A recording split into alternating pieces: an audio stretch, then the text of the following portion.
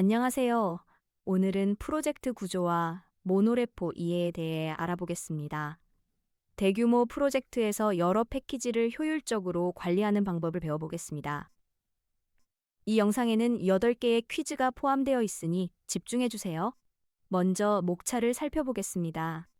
모노레포가 무엇인지부터 시작해서 멀티레포와의 비교, 핵심 장점들을 알아봅니다. 그 다음 프로젝트 구조를 이해하고 빌드 시스템과 의존성 관리를 다룹니다. 마지막으로 실무 코드베이스 탐색 방법과 도입 시 고려사항을 살펴보겠습니다. 첫 번째로 모노레포가 무엇인지 알아보겠습니다. 모노레포는 여러 프로젝트나 패키지를 하나의 저장소에서 관리하는 소프트웨어 개발 전략입니다. 단일 저장소에 여러 프로젝트를 포함하는 방식이죠. 구글이나 페이스북 같은 대기업에서도 모노레포를 활용하고 있습니다. 코드 공유와 팀 협업을 최적화하는 데 매우 효과적입니다. 이번에는 멀티레포의 문제점을 살펴보겠습니다. 전통적인 멀티레포 방식에서는 각 프로젝트가 독립된 저장소를 가집니다. 그런데 이 방식은 몇 가지 문제가 있습니다. 공통 코드를 수정할 때 여러 저장소를 일일이 업데이트해야 하고 버전 관리가 복잡해집니다. 또한 의존성 불일치 문제가 자주 발생하죠. 이런 문제들이 개발 생산성을 떨어뜨립니다. 그렇다면 모노레포의 핵심 장점은 무엇일까요? 먼저 원자적 커밋으로 이 일관성을 보장할 수 있습니다. 코드 재생 사용이 매우 쉬워지고 하나의 풀 리퀘스트로 여러 패키지를 동시에 수정할 수 있습니다. 또한 공통 빌드 시스템과 린트 설정을 전체 프로젝트에서 공유할 수 있어 개발 효율이 크게 향상됩니다.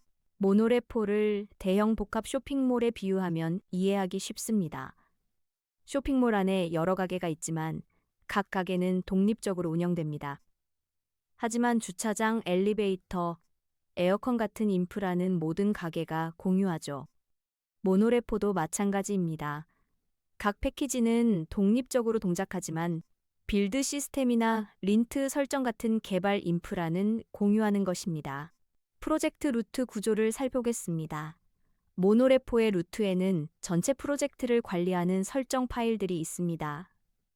패키지 JSON은 워크스페이스를 정의하고 터보 JSON은 빌드 파이프라인을 설정합니다. 그리고 branch.kp 파일은 모든 패키지의 의존성 버전을 일관되게 잠근 역할을 합니다. 이 세 파일이 모노레포의 핵심 설정 파일입니다. 그 패키지 JSON의 구조를 코드로 살펴보겠습니다.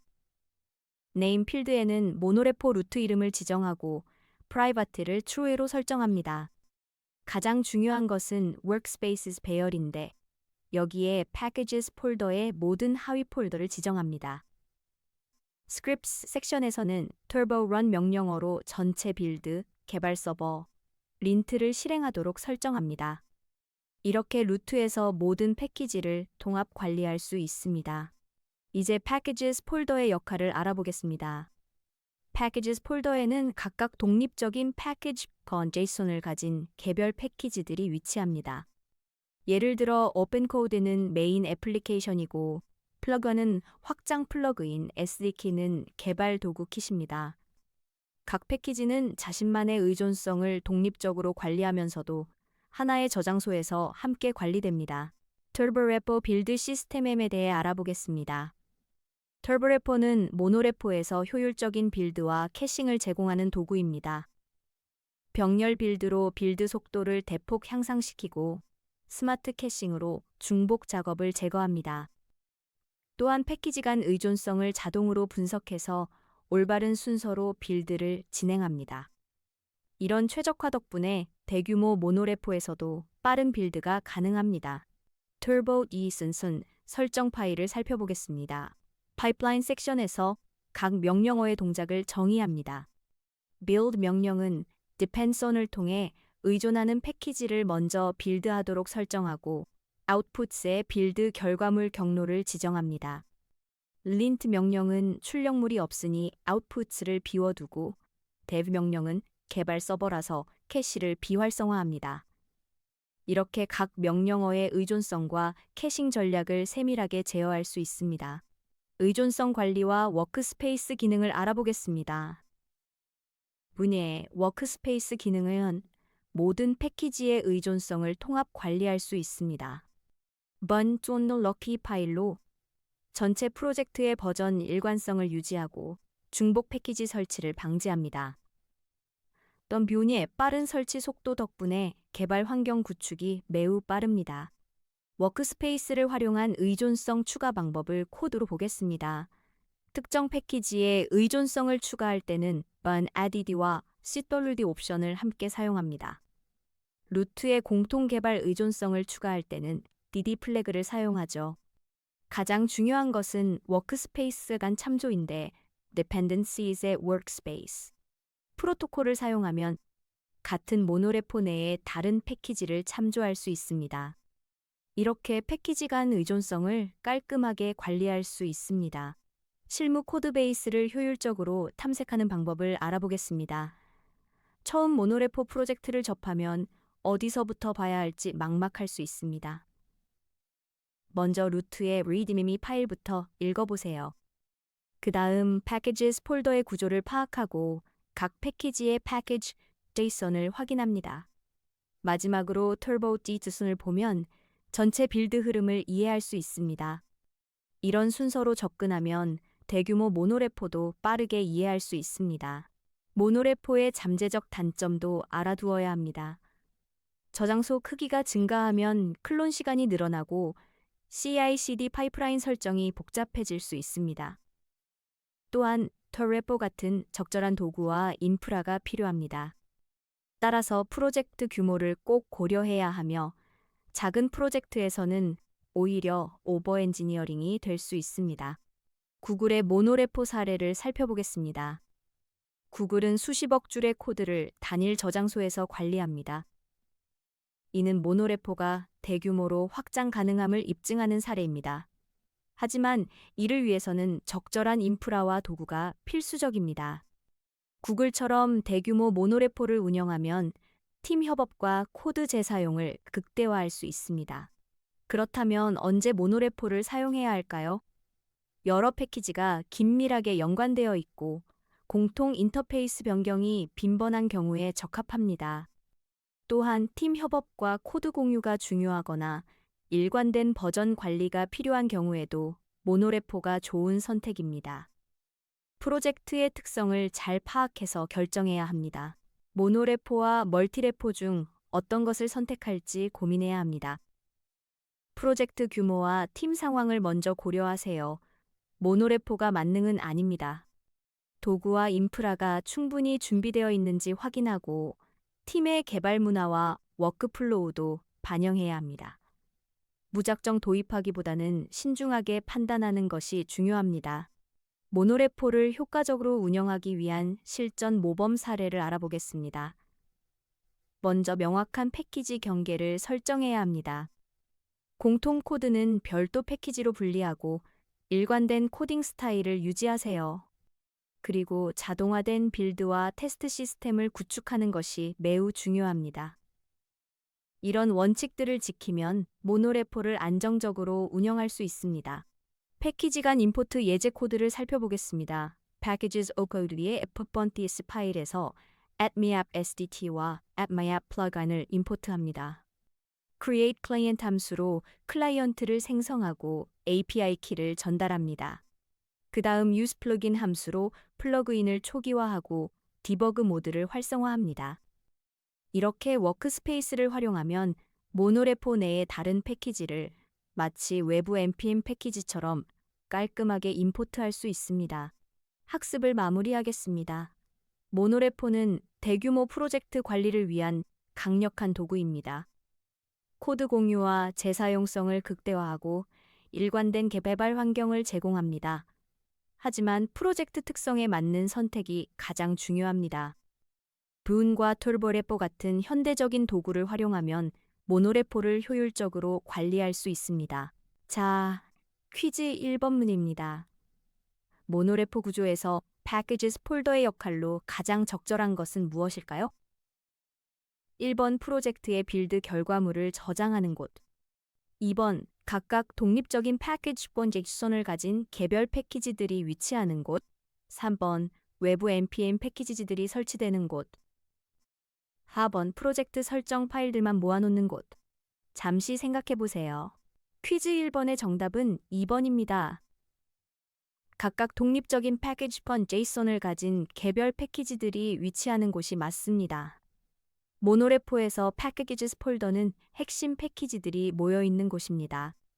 각 패키지는 온코드, 플러그인, SDK 키처럼 자신만의 패키지 JSON을 가지고 있어서 독립적인 의존성 관리가 가능하면서도 하나의 저장소에서 관리됩니다.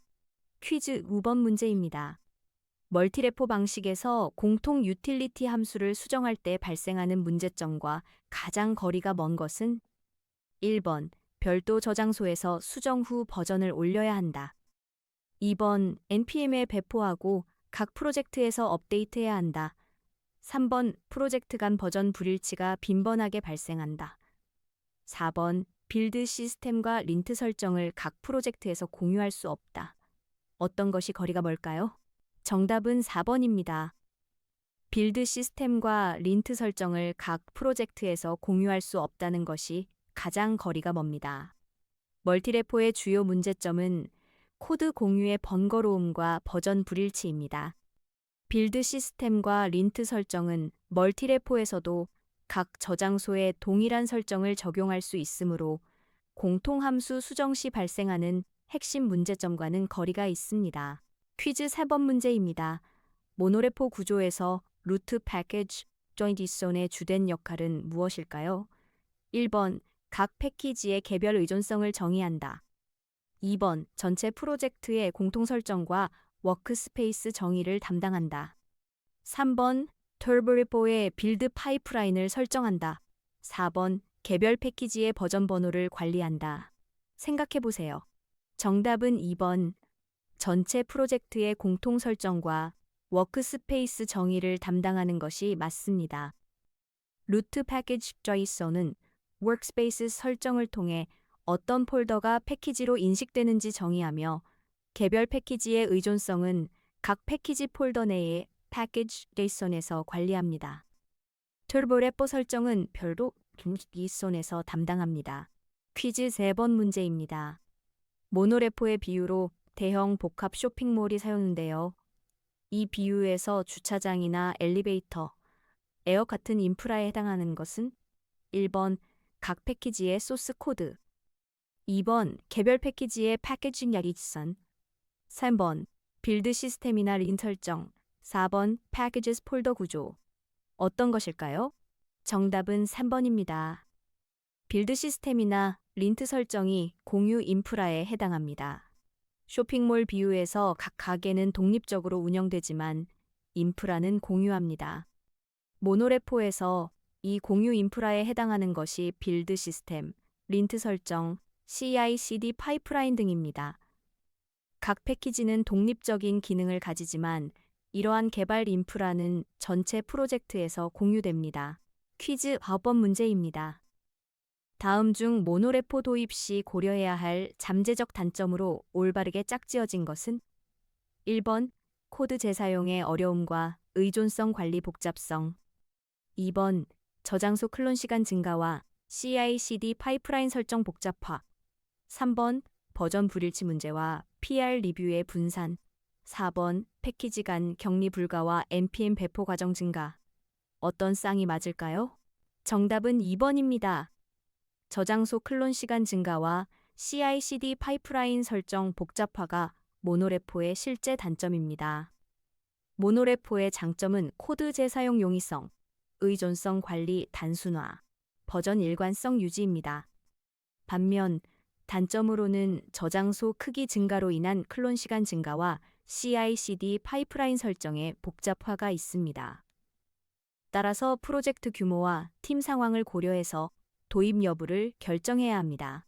퀴즈 6번 문제입니다. 모노레포 구조에서 변존러극비 파일의 역할과 이 파일이 존재하는 위치의 의미를 가장 잘 설명한 것은 1번 각 패키지별 의존성 버전을 개별적으로 잠그며 각 패키지 폴더에 위치한다. 2번. 전체 프로젝트의 의존성 버전을 일관되게 잠그며 루트에 위치하여 모든 패키지가 동일한 버전을 사용하도록 보장한다. 3번. run 런타임의 설정 파일이며 빌드 최적화를 위해 루트에 위치한다. 4번. 터보레포의 캐시 설정 파일이며 빌드 속도 향상을 위해 사용된다. 정답은 2번입니다. 전체 프로젝트의 의존성 버전을 일관되게 잠그며 루트에 위치하여 모든 패키지가 동일한 버전을 사용하도록 보장하는 것이 맞습니다. 번.b는 빈부한 패키지 매니저의 의존성 잠금 파일입니다. 루트에 위치함으로써 전체 모노레포의 모든 패키지가 동일한 의존성 버전을 사용하도록 보장합니다. 이는 모노레포의 핵심 장점 중 하나인 일관성 유지를 실현하는 메커니즘입니다. 퀴즈 7번 문제입니다.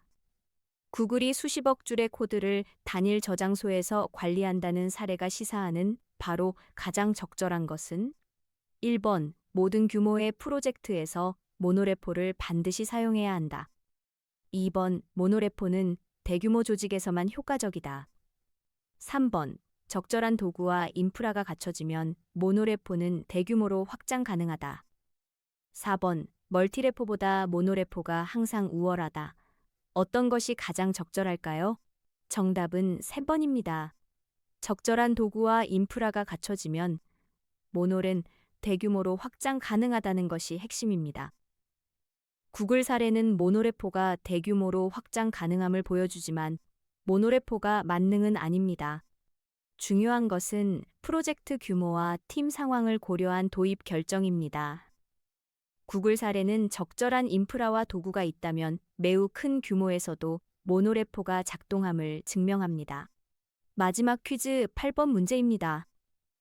모노레포에서 하나의 PR로 여러 패키지의 변경 사항을 한꺼번에 리뷰할 수 있다는 장점이 실무에서 가장 큰 효과를 발휘하는 상황은 1번 단일 패키지 내에서 버그를 수정할 때, 2번 새로운 독립 패키지를 추가할 때, 3번 공통 인터페이스 변경으로 여러 패키지가 동시에 수정되어야 할 때, 4번 외부 라이브러리의 버전을 업데이트할 때. 정답은 3번입니다. 공통 인터페이스 변경으로 여러 패키지가 동시에 수정되어야 할 때가 가장 큰 효과를 발휘합니다. 모노레포의 원자적 커밋 장점은 여러 패키지에 걸친 변경이 필요할 때 가장 빛을 발합니다.